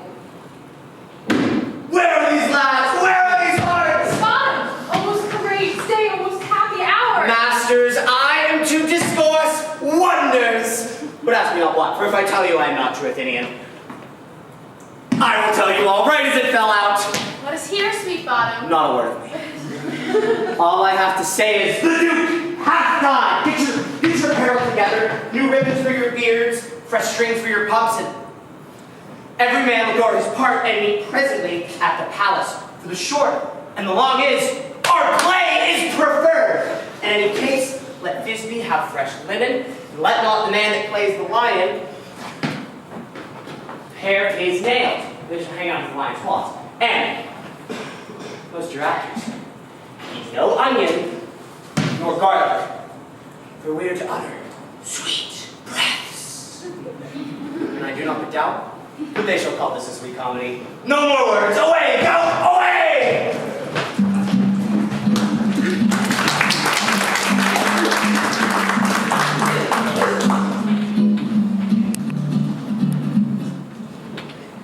Tis strange, my Theseus, that these lovers speak of. More strange than true.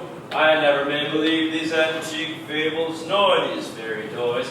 Lovers and madmen hath such seething brains, such shaping fantasies that apprehend more than cool reason ever comprehends. The lunatic, the lover, and the poet are of imagination all compact.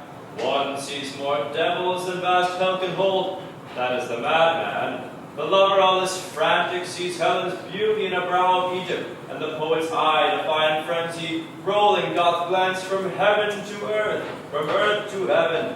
And as imagination bodies forth the forms of things unknown, the poet's pen turns them to shapes, and gives to airy nothing a local habitation and a name. Such tricks hath strong imagination that, if it would but apprehend some joy, it comprehends some bringer of that joy. And in the night, imagining some fear, how easy is a bush supposed to bear? But all the story of the night told over, and all their minds transfigured so together, more witnesseth than fancy's images, and grows to something of great constancy, but howsoever strange and admirable. Here come the lovers, full of joy and mirth, joy, gentle friends, joy and fresh days of love accompany your hearts? More than to us, Leighton. Your roll walks, your board, and your bed. Come now, what masks, what dances shall we have to wear away this long age of 3 hours between our after supper and bedtime? Where is our usual manager of mirth? What revels are at hand? Is there no play to ease the anguish of a torturing hour? Call Philostrate. Here, mighty Theseus. Say, what abridgment have you for this evening? What mask, what music?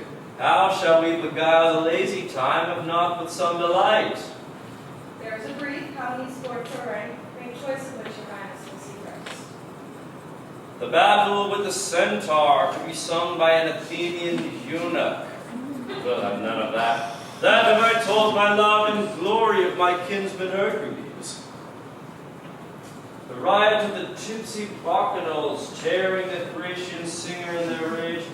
That is an old device. It was played when I from Thebes came last to conqueror. The thrice 3 muses mourning the death of learning late deceased in beggary. That is some satire, keen and critical, not sorting of a nuptial ceremony. A tedious grief, scene of young Pyramus and his love Thisbe, very tragical mirth. Merry and tragical, tedious and brief, that is hot ice and wondrous strange snow. How shall we find the concord of this discord? A play there is, my lord, some 10 words long, which is as brief as I have known a play.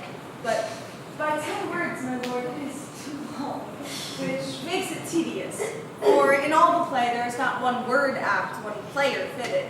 And tragical, my noble lord, it is. For Pyramus therein doth kill himself, which, when I saw rehearsed, I must admit made mine eyes water. But more merry tears, the passion of loud laughter, never shed. What are they that do play it? Hard-handed men that work in Athens here, which never labored in their minds till now, and now have toiled there and breathed memories, but this same play against your nuptials. And we will hear it. No, my noble lord, it is not for you. I have heard it over, and it is nothing in the world, unless you can find sport in their tents, somewhat stretched and conned with cruel pain to do you service. I will hear that play, for never anything can be amiss when duty and simpleness tender it. Go bring them in, and take your places, ladies. I love not to see wretchedness o'ercharged and duty in service perishing. Why, gentle sweet, you shall see no such thing. He says they can do nothing in this kind.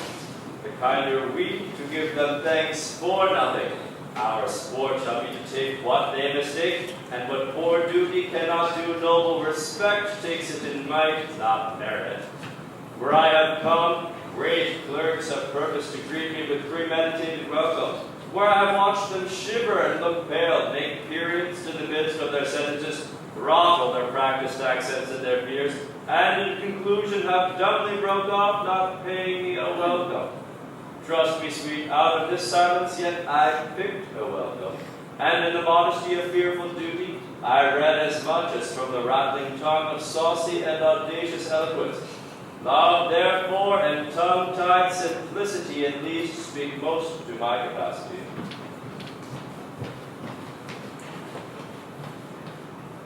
So please, your grace, the prologue is addressed. Let him approach.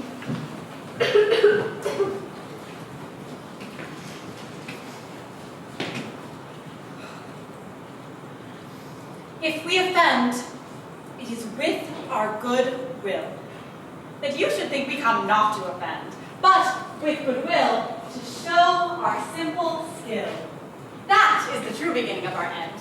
Consider that we come but in spite we do not come. As might content you, our true intent is all for your delight. We are not here, as you should hear repent you. The actors are at hand, and with their show, you shall know all that you are like to know. This fellow doth not stand upon points. Yet read his prologue like a rough colt he was not to stop. A good moral, my lord, it is not enough to speak, but to speak true. Indeed. hath played on this prologue like a child on a corner, a sound but not in government. His speech was like a tangled chain, nothing impaired, but all disorder. Who is next?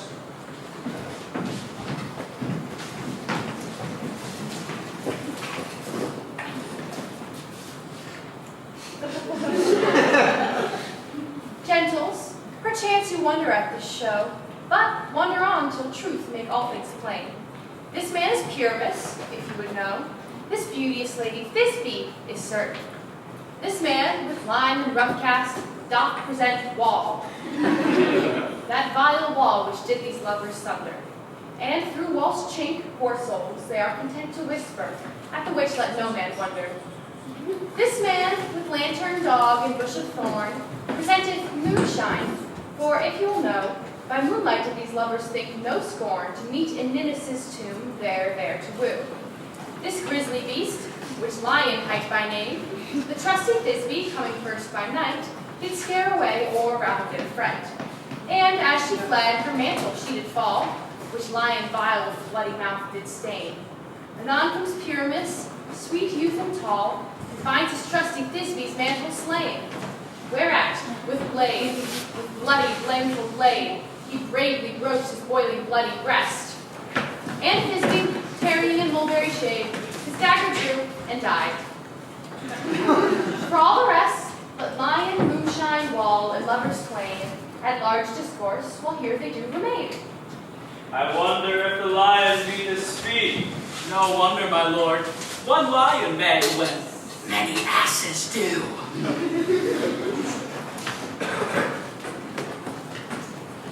In this same retreat, doth befall that I, once not by name, present a wall which I would have you think, had in it crannied a hole or chink, through which the lovers, Pyramus and Thisbe, did whisper often, very in secret. This long, this rough cast, and this stone doth show that I am that same wall, the truth is so. And this the cranny is, right and sinister, through which the fearful lovers are to Would you desire time and dare to speak better? It is the wittiest partition that e'er I heard discourse, my lord. Pyramus draws near the wall, silence.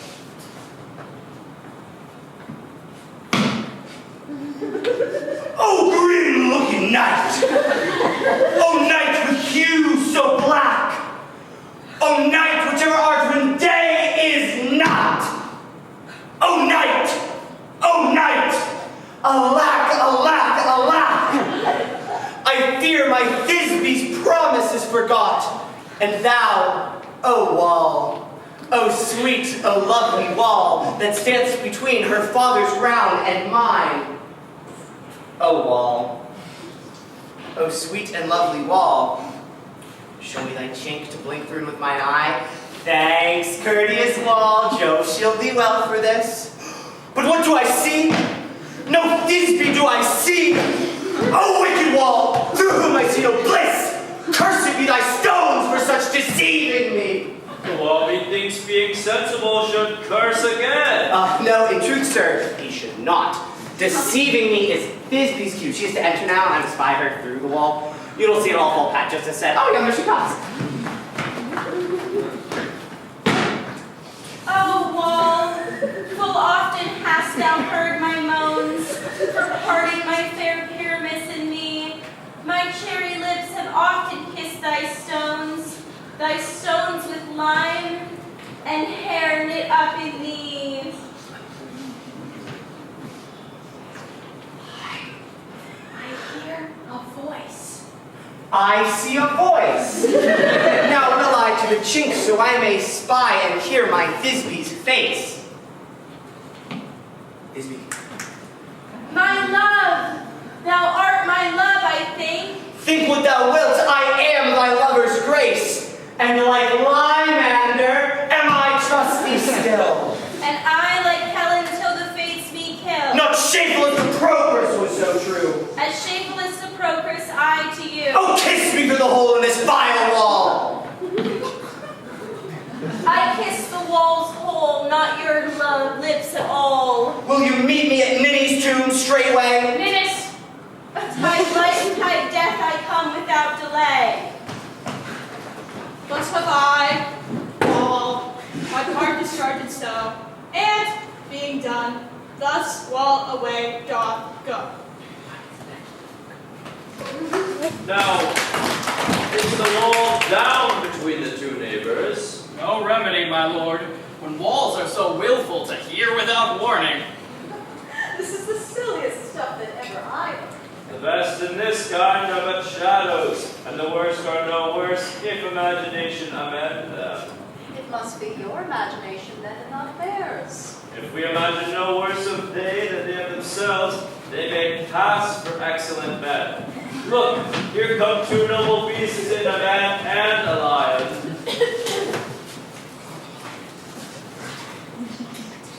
You ladies, whose gentle hearts do fear the smallest monstrous mouse that creeps upon the floor, may now perchance both quake and tremble here when lion in wildest rage doth roar. Then know that I, Snug the joiner, am a lion fell, nor else am lion damned. For if I should as lion come as strife into this place, 'twere a pity on my life.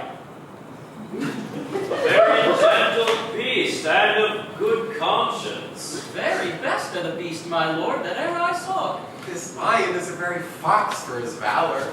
True, and a goose for his discretion. Not so, my lord, for his valor cannot carry his discretion. And the fox carries the goose. His valor, I am sure, cannot carry his discretion, for the goose carries not the fox. It is well, leave it to his discretion, and let us listen to the moon. This lanthorn doth the horned moon present. He should have worn the horns on his head. He is so crescent, and the horns are invisible within the circumference. This lanthorn doth the horned moon present. I, the man in the moon, do seem to be. This is the greatest error of all the rest. The man should be put into the lanthorn. How is it else the man at the moon? He dares not come there for the candle, for you see it is already in snuff. I am aware of this moon, what he would change. It appears by his small light of discretion that he is in the waiting. But yet, in courtesy and all reason, we must stay the time. Proceed, moon. All that I have to say is to tell you that this lanthorn is the moon. I, the man in the moon, this thorn with my thorn, and this dog my dog. Why, all these should be in the lanthorn, for all these are in the moon. But silence. Here comes this bee. This is old Ninny's tomb. Where is my love? Oh!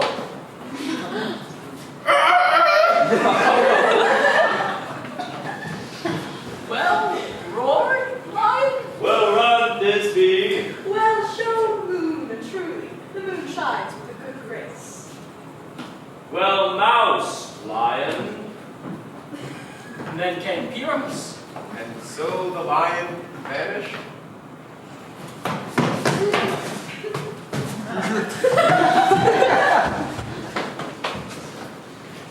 Sweet moon, I thank thee for thy sunny beams. I thank thee, moon, for shining now so bright. For by thy golden, gracious, glittering gleams, I trust to take my truest Thisbe sight. But stay, O spite. But mark, poor night, what dreadful dole is here. Eyes, do you see? How can it be? O dainty duck, O dear, thy mantle good, what, stained with blood? Approach, ye furies fell. Fates, come, cut thread and thrum. Quail, crush, conclude, and quell. This passion and the death of a dear friend would go near to make a man look sad. Be sure my heart, but I pity the man. Oh, wherefore nature hast thou lion's frame.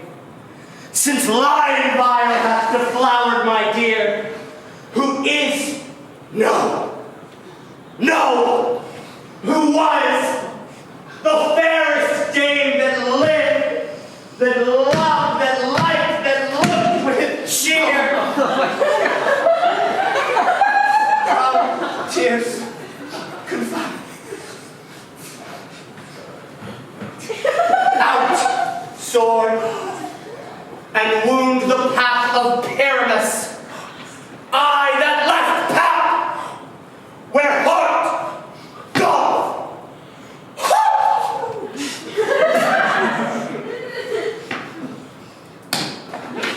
Thus die I. Thus.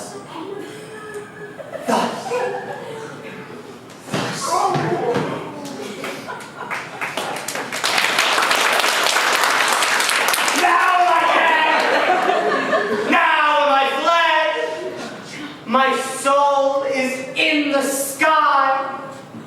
Tongue, lose thy light. Moon, take thy flight.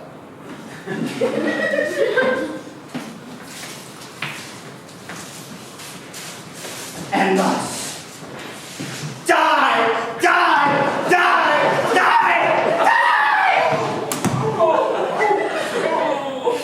No die, but peace for him, for he is but one. Less than an ace man, for he is nothing, he is dead. And with the help of a surgeon, he might yet recover and yet prove an ass. Moonshine is gone before Lisby comes back and finds her lover. She will find him by starlight. Look, here she comes, and her passion ends the play. Maybe she should not use a lover for such appearance. I hope she will be brief. A moat will turn the balance. Which Pyramus, which Thisbe is the better? He for a man, God warrant us. She for a woman, God bless us. I spy them already with those sweet eyes. And thus she means, Asleep, my love? What, dead, my dove?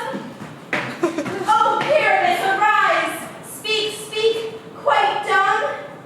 Dead? A tomb must cover thy sweet eyes, those lily lips, that cherry nose, those yellow cowslip cheeks, are gone!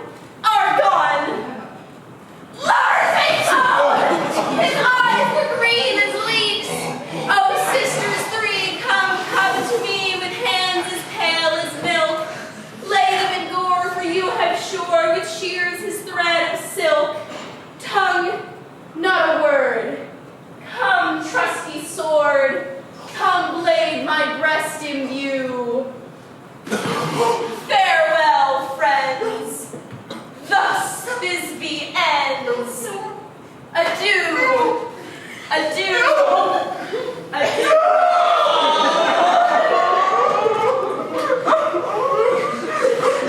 Lion and moonshine to bury the dead.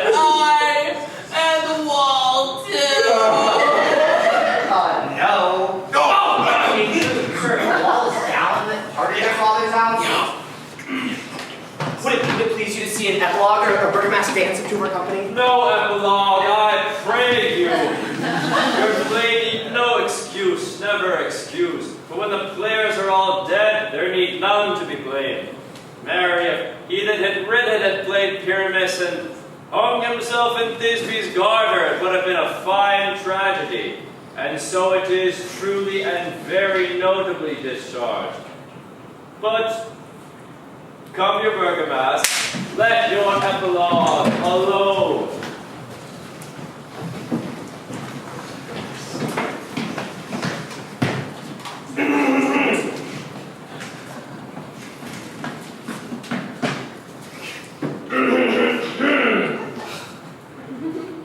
Count of four. 1, 2, 3, 4, 5, 6.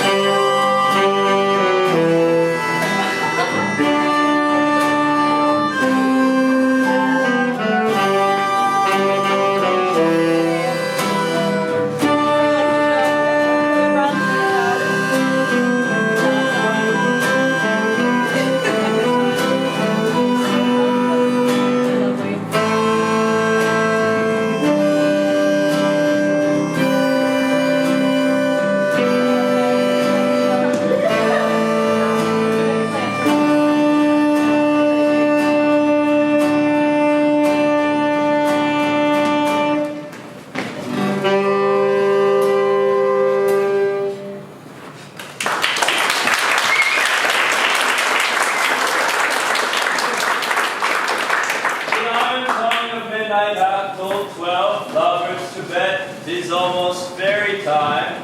I fear we may not sleep this coming morn as much as we this night have overwatched. This palpable gross play hath well beguiled the heavy gate of night. Sweet friends to bed, a fortnight hold me this new solemnity and nightly revels and new jollity.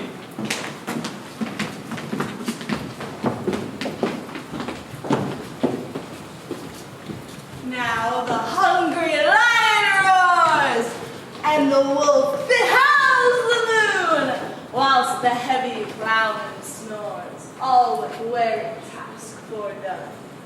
Now the wasted brands do glow, while the screech owl, screeching loud, puts the wretch that lies in woe in remembrance of a shroud. Now is the time of night, that the graves all gaping wide, everyone puts forth its sprite, in the churchway paths to glide.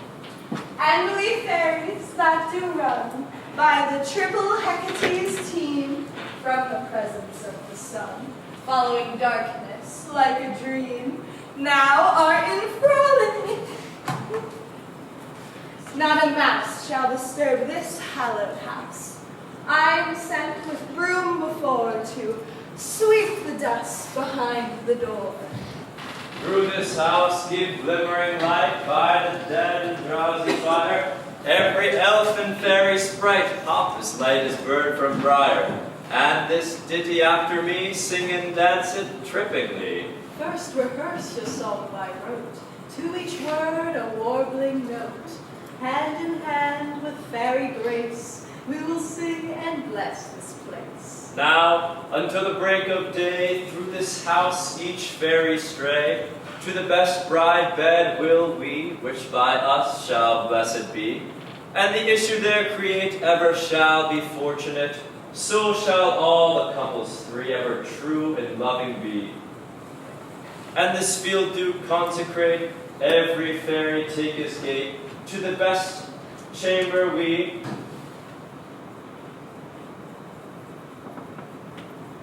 which by us shall blessed be.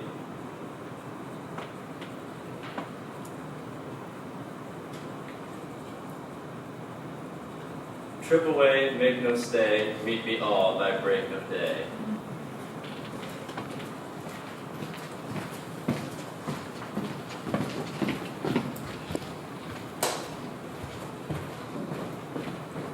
If we shadows have offended, think but this, and all is mended, that you have but slumbered here, while these visions did appear.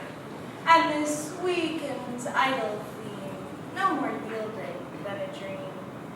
Gentles, do not reprehend. If you pardon, we will mend.